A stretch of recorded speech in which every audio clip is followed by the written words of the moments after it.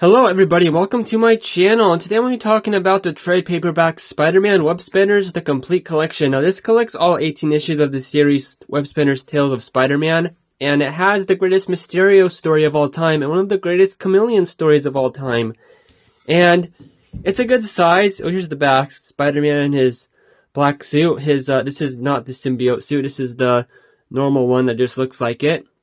It also collects parts of this series called Shadows and Light 2 and 3. So we're going to flip through here really fast, and I read this all in one day. It has an introduction, but it starts off with this 3-issue story starring Mysterio, and this in my opinion is the greatest Mysterio story of all time. This takes place in between issues, and this is not going over, so it's not like the next issues are going to be things that happen after farther. It goes back and forth when Peter's in high school versus as an adult versus right before the Clone Saga or something. So this happens in between issues 38 and 39. Spider-Man just stopped Joe in issue 38, and now Mysterio is back, and it's one of the greatest. Like I said, it's the greatest Mysterio story ever. He meets his childhood friend. We get some more of his origin of his dad hating him for making special effects and wasting his time. He kidnaps J. Jonah Jameson and makes it seem like Spider-Man has killed him. And he makes Jameson think he's gone to hell, and that Spider-Man is the devil.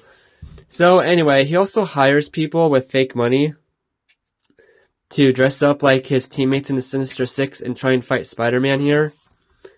He saves Jameson. Mysterio goes crazy, and Joe ends up helping Spider-Man take down Mysterio here.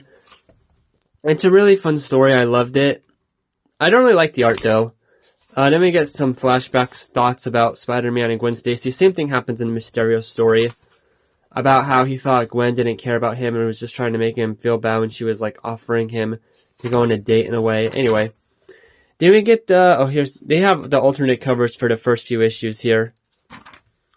Then we get another 3-issue storyline with the Silver Surfer, and it turns out Silver Surfer has gone wild. Oh yeah, this is really weird here. I thought it was going to lead to something, but the Inhumans show up, and that's it. They don't do anything else in the story. I guess this is referencing something I forgot in the main 616 continuity.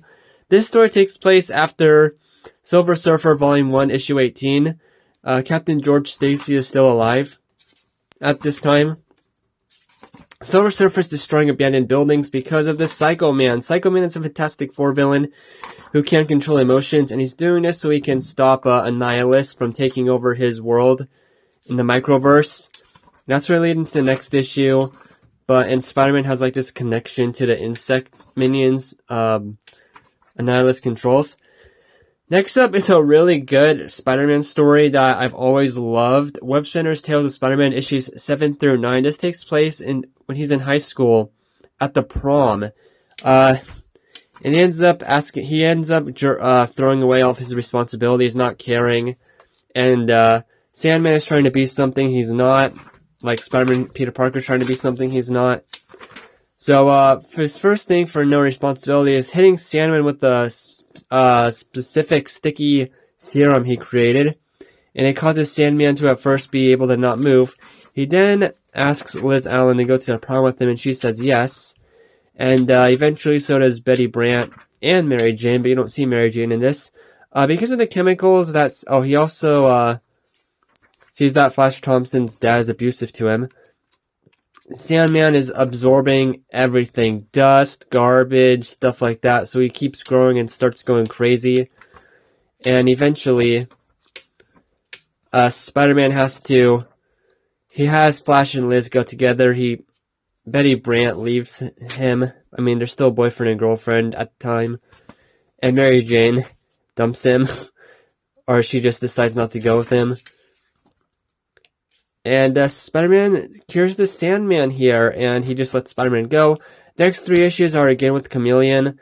Chameleon is going crazy. He kills one of his identities in a weird way. And he kidnaps Mary Jane and threatens Aunt May.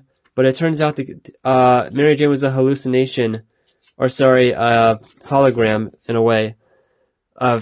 He didn't really kidnap Mary Jane. He was Spider-Man's first enemy, and he shares a laugh with Peter, and then he jumps off the bridge and apparently dies. And then this next issue, issue 12, it's more just a reminiscing story about his life and whatnot, and the people who's died. There's issue 200 of Spectacular Spider-Man, Kraven's Last Hunt, etc., etc. Stuff like that. Then there's another 2 issues. Yeah, this then goes to having 2 issues per story.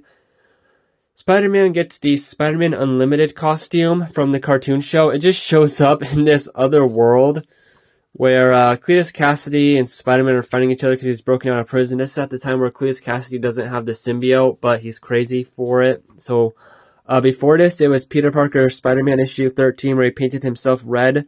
But anyway, to go into this world, he gets his Spider-Man Unlimited suit, which is the exact same from the cartoon show. And they fight Blastar. Oh, I have this. So I have this actual issue of Webspinners, and this is the comic cover I have for it.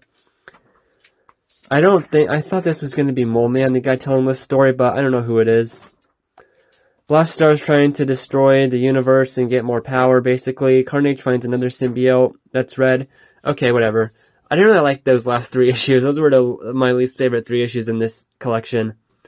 And then we have issues 15 and 16. The Vulture blocks out parts of the city to go on a giant crime spree. And Spider-Man is there to stop him. And he kidnaps this little girl. Vulture has this new chemical that can destroy a bunch of electronics at the same time. That's what he did to use. I don't even think he did defeat the Vulture because his costume accidentally blows up. The cops love Spider-Man in this one. And in the next 2 issues are Spider-Man, Silver Sable, and Sandman, because at this time, this was in between issues 288 and 289. In between this time, Sandman was working on Silver Sable's Wild Pack. Well, anyway, the Sinister Syndicate have freed a nation from a tyrant leader, but she's being hired to look into it because the tyrant had a daughter who's kidnapped, and he's going to pay her for saving him. They go into the city, the city loves the Sinister Syndicate, but they're here for a different reason. And yes, it's the classic Sinister Syndicate of Beetle, Rhino, Hydro Man, Boomerang, and Speed Demon. They're being led by Dr. Octopus to just get a bunch of money and steal, rob from the place, the people's money, rob from them. Spider-Man stops them all. Giant explosion happens and Doc Ock gets buried in rubble.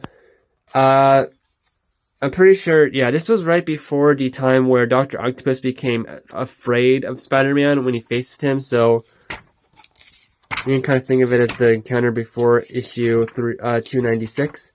Then these last 2 stories are just fun stories. Rhino appears in one, and that's it. And then we get some descriptions. The back cover and the front cover of this show Epic Collections to buy if you want to. So, I really like this. Like I said, I just saw in one day, so there's that for you. This was made, or the stories in here were written and drawn by a whole bunch of different creators, so you get a bunch of variety in here, whether you like the stories that I like, or you like more slow stories like issues 12 through 14, or those 2 little black and white stories. All these issues, I could see myself doing a giant comic issue review on this channel for. So with that said, I thank you for watching, hope you enjoyed, and have a good day.